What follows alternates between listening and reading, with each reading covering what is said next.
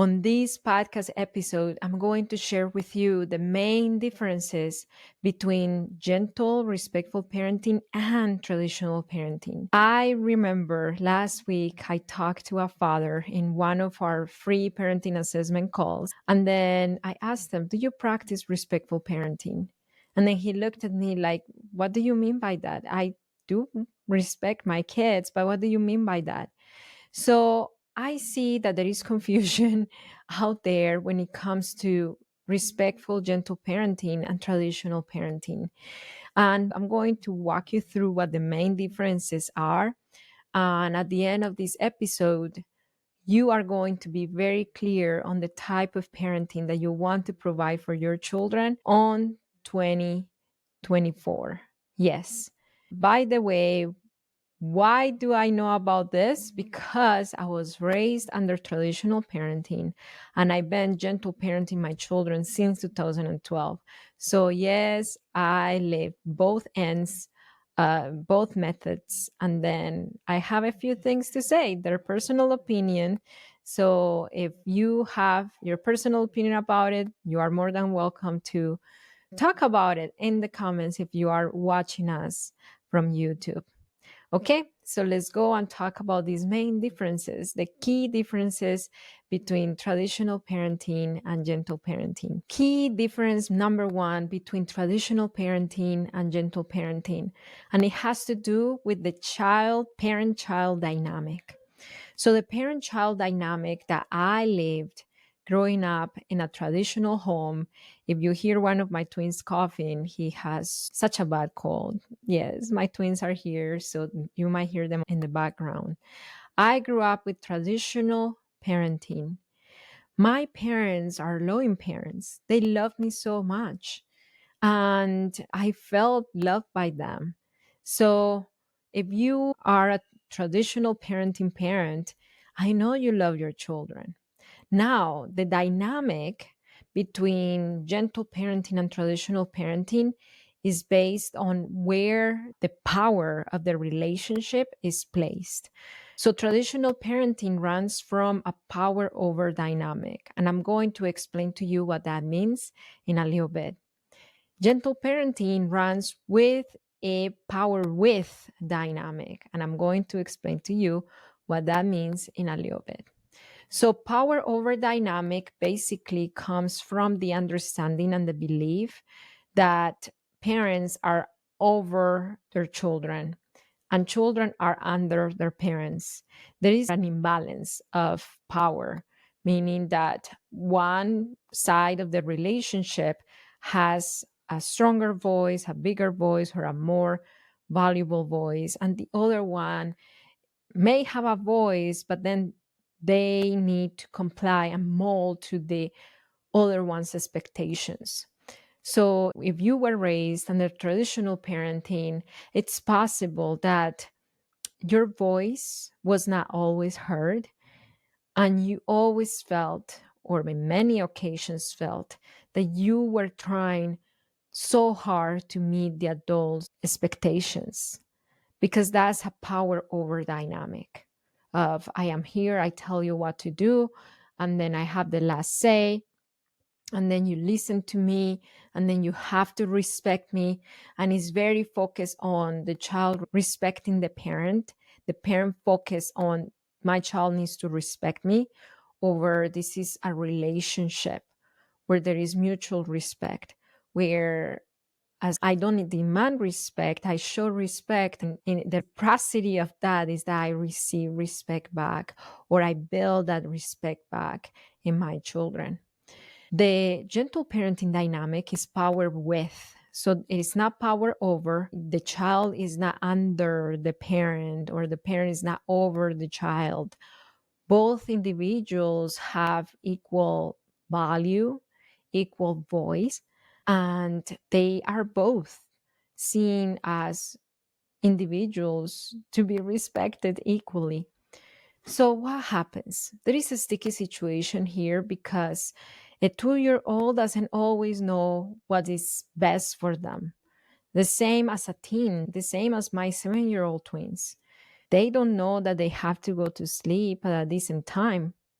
So, how can I have a power with dynamic based on mutual understanding, based on I don't consider you under me, I don't consider you over me. We are two individuals learning from each other. We are two individuals brainstorming, troubleshooting, and co creating a dynamic where we believe all our needs are met. So, how do we provide that in an environment where the other equal one is 2 years old, or where the other equal one doesn't have the insight to know what's best for them? So, the way that we approach it in a power with dynamic is guiding our children in a way that we make them feel that their voice is heard, that their input is valid. And from there, we make the decisions. For example, yesterday, it was time to turn the iPad off. The timer went off. My twins, they work on a timer. And then I noticed that one of them did not plug in the iPad right away. I went in and I say, "Hey, Miguel, do you notice that your screen time is over? Alexa went off and Santi turned it off, and then you're still playing with it." And then he looked at me and then he said, "Oh, I'm about to be done with this game. And I've been working so hard and I'm about to get the crown or whatever prize he was working towards." I said, "Okay, how long does it take you to end?" He said, "I'll be done in literally 60 seconds, in 1 minute." So, from a power with perspective, we see the other individual's point and needs and perspective, and then we accommodate to it. For me, I was thinking, like, what is it about having to stop it right now because Alexa went off right now rather than 60 seconds later? Just because I said so, just because that's the hard, unbendable rule, I won't be able to have my child finish the world or whatever level that he was at just because I said so. So he went on with the 60 seconds, and I did not remind him again.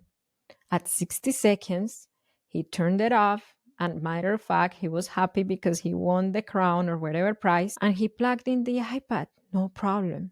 That's a power with dynamic. It does not mean that there are not rules. It does not mean that the parent does not guide the child. It means that we see both perspectives. The children are not expected to blindly obey and mold to the parents' needs and desires just because the parents said so. That's one of the main key differences. Traditional parenting runs from a power over dynamic, and gentle parenting runs from a power with dynamic. Okay, so let's talk about the next difference between traditional parenting and gentle parenting. The second main difference is the way we use emotional connection. Growing up in a traditional parenting environment, I noticed from my experience that emotional connection was used as a tool to mold my behavior. So I remember one day my parents received a school report that was off task, that was not listening. And early that day, they promised me that we were going to go out to eat ice cream. And that was before they knew about the report. Once they opened that report and they saw that I wasn't listening in the class, that I was off task, they decided to remove that from me and to just go and eat ice cream with my brother. And they left me at home with my abuelita. So they used emotional connection as a tool to modify my behavior. We don't do that in gentle parenting. We have it really clear that emotional connection and love is not transactional, it's unconditional. It does not connect to the child's behaviors and choices. We don't use emotional love withdrawal as a tool to modify behavior. What happens if, as a parent, that the same thing would have happened to me?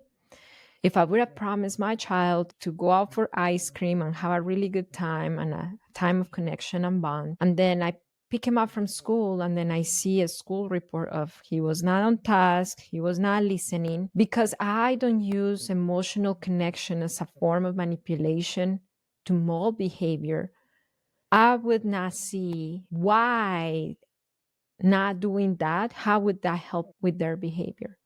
We would have gone for ice cream and possibly in that place, or maybe once we get to the house, to talk about how we can stay on task, how we can listen to the teacher, and we can set up a plan to be successful the next day at school. This sounds very bizarre for people who have traditional parenting ingrained in their minds. And possibly many of you might be struggling with this idea of, hey, you taking your child for ice cream after getting a bad school report, that's rewarding the behavior. And let's talk about that.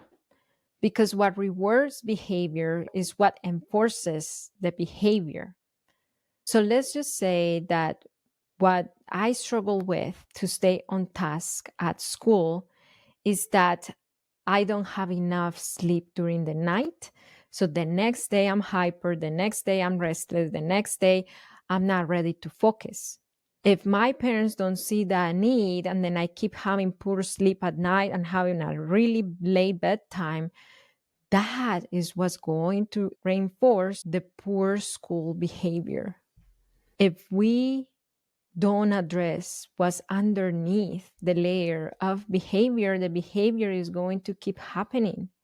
So, one thing is to understand what our children need to be successful next time. And another thing is to work on our own mindset that was created in our childhood from traditional parenting methods that told us that love is conditional, that children need to earn love and affection, that if they don't behave how the parents and the adults want them to behave, then they're not worthy to have that love, connection, and quality time with their parents.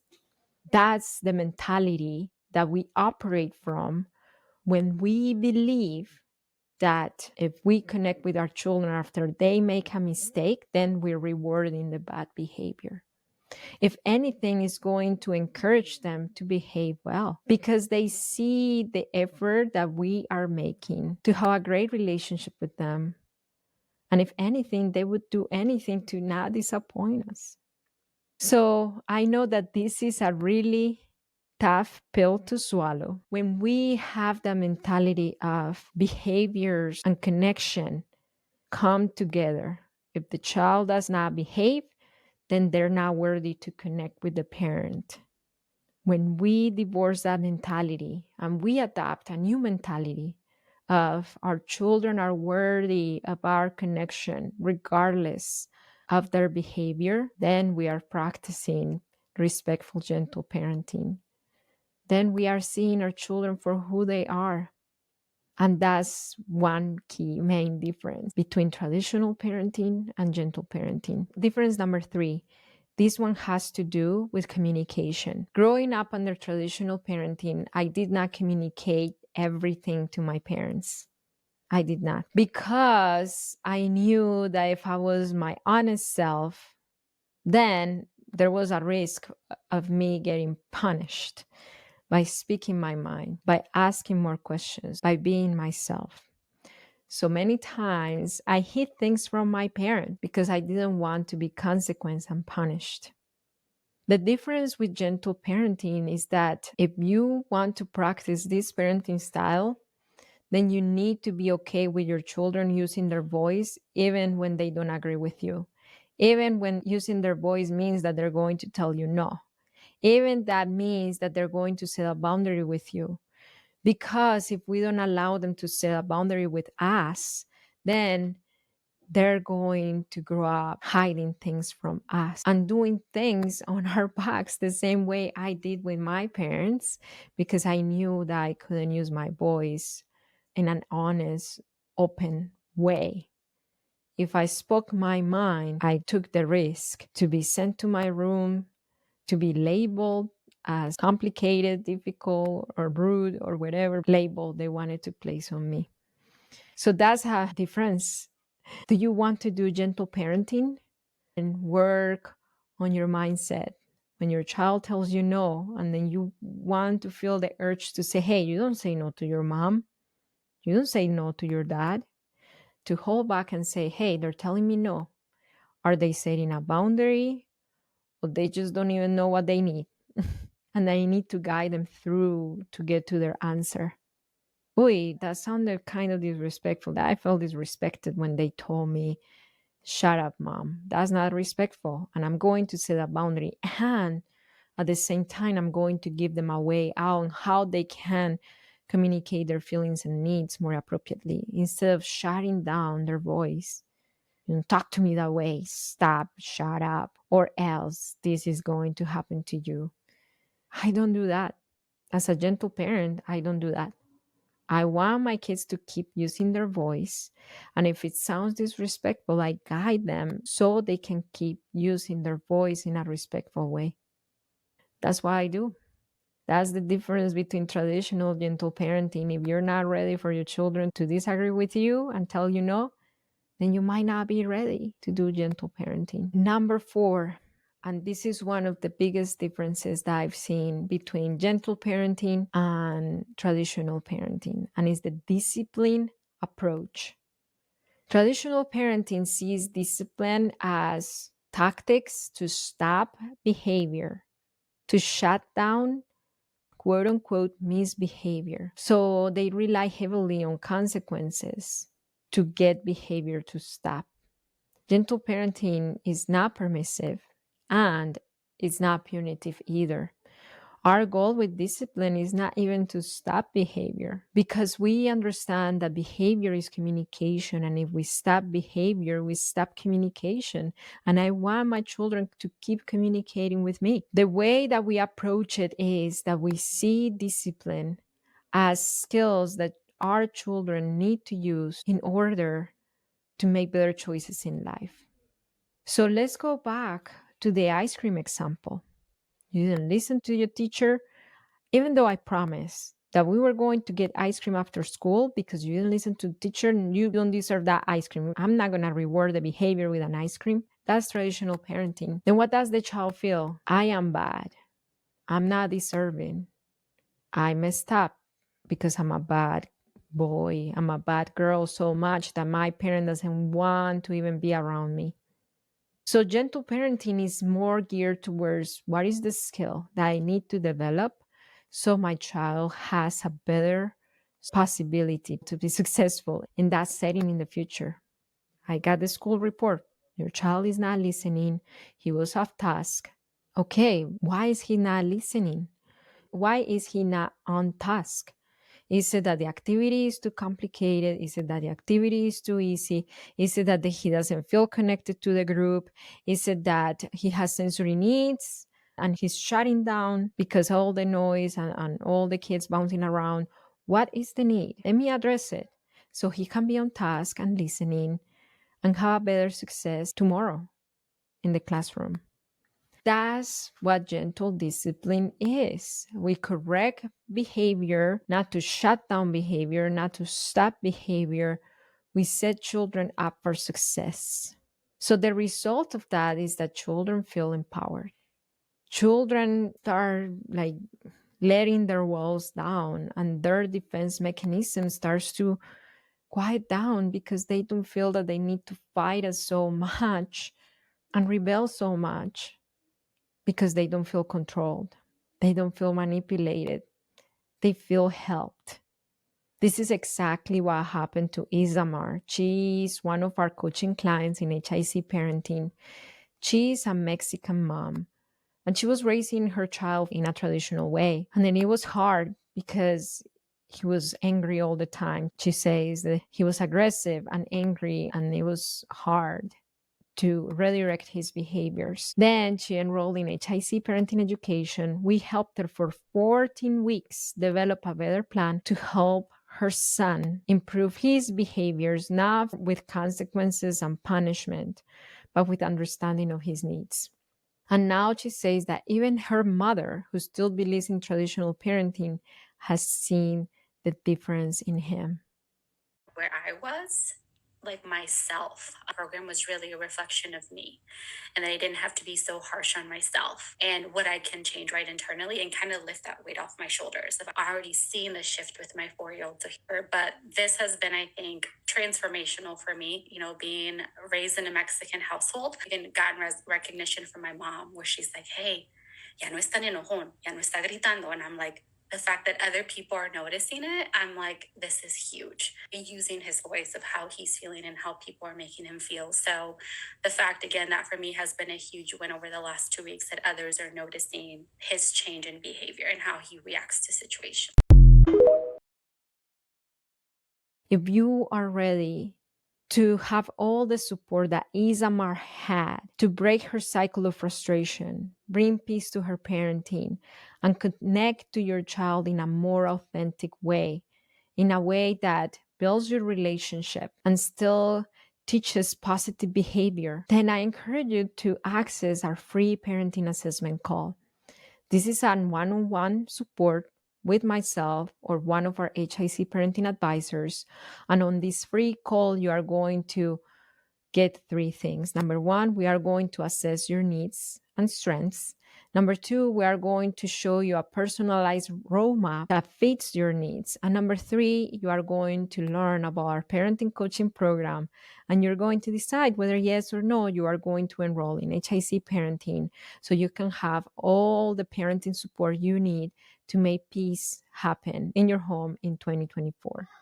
To access this free parenting assessment call, all you have to do is go to apply.hicparenting.com or open the description of this podcast episode if you are watching us from YouTube or from your podcast provider, or if you are on Instagram, on TikTok, just go to the link in my bio and you will see a place to book your free parenting assessment call. So, the biggest difference, if you don't remember anything, remember this. The biggest difference between gentle parenting and traditional parenting is how you approach your child. If you approach them from, I'm going to get you under control, a lot of people tell me all the time in the comments on TikTok and Instagram, control your kids. If that's your goal, then you cannot do gentle parenting. If your goal is to build a relationship and to guide your children with compassion and from the understanding of your needs, then welcome to the club. Welcome to the Gentle Parenting Club. We are not perfect parents at all. We are parents, imperfect parents, committed to understand ourselves and understand our children's needs to the core. I'll see you next time, and remember to follow us on TikTok, on Instagram, on YouTube at High Input Club.